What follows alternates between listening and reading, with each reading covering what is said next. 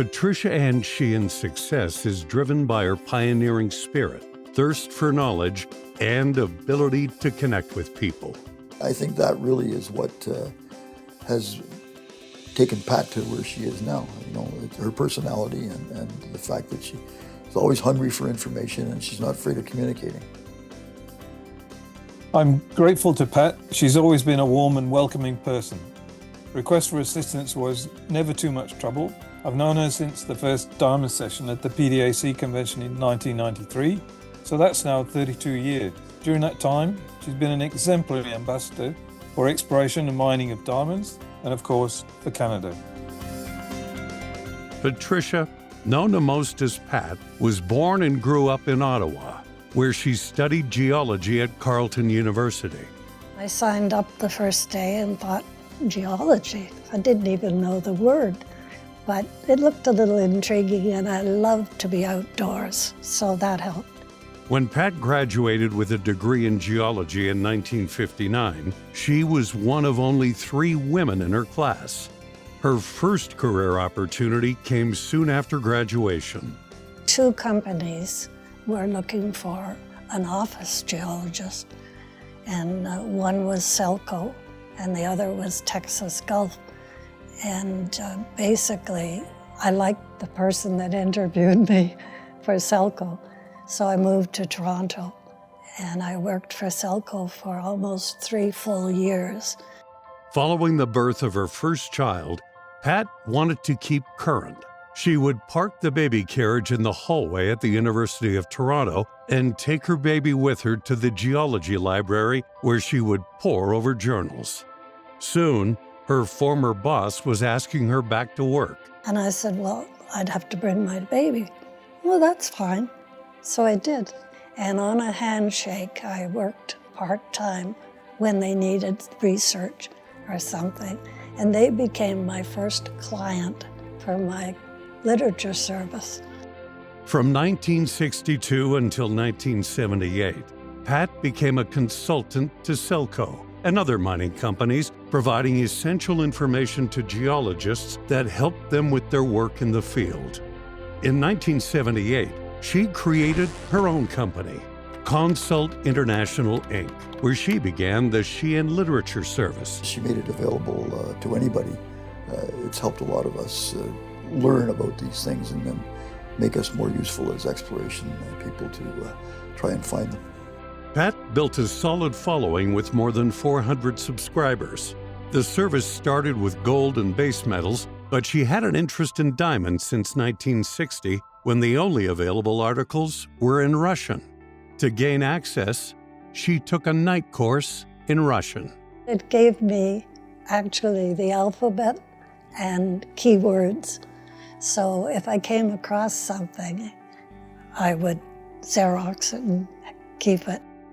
Chris Jennings wrote, "The Sheahan Literature Service has been fundamental to the development of the diamond industry. Pat created a marketplace for ideas and knowledge about all the aspects of the genesis of, exploration for, and discovery of diamonds that has resulted in furthering the discovery of diamonds not only in Canada, but worldwide."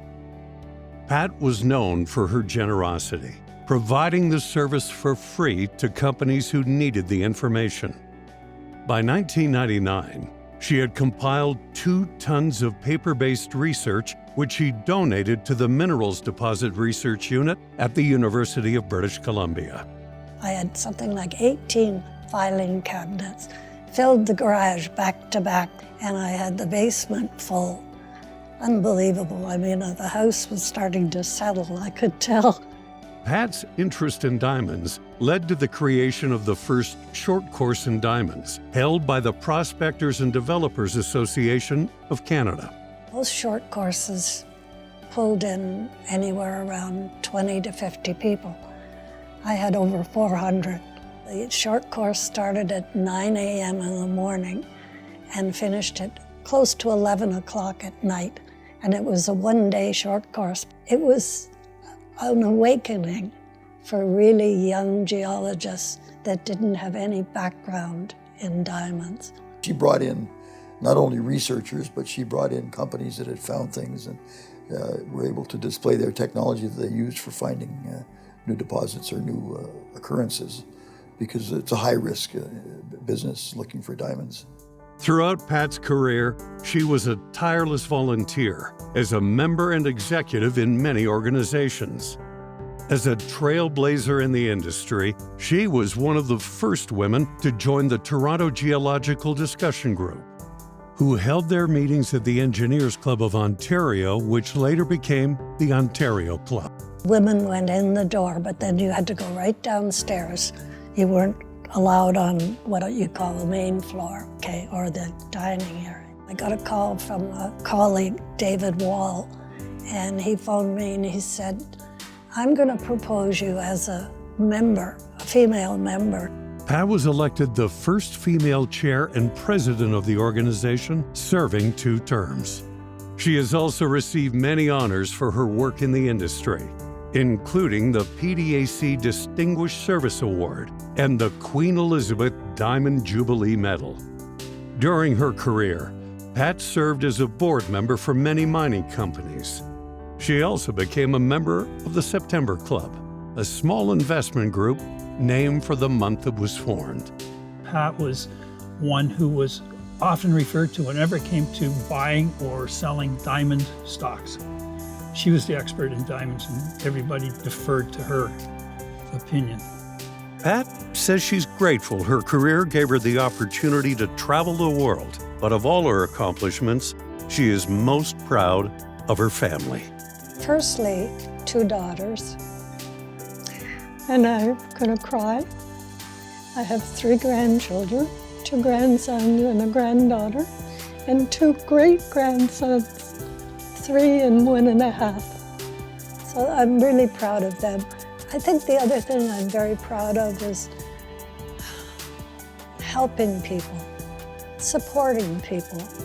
She's kind and supportive to her friends, to her colleagues, very supportive. And I think that has engendered a trust throughout her career where people could come to her and ask for specific information or for help or for an introduction. She's not guarded about that. She's open-handed about helping people. 86 at the time of filming, Pat still has the same thirst for knowledge. I still go through journals. I still read press releases. Once you have a passion for something, you never give it up. You never do.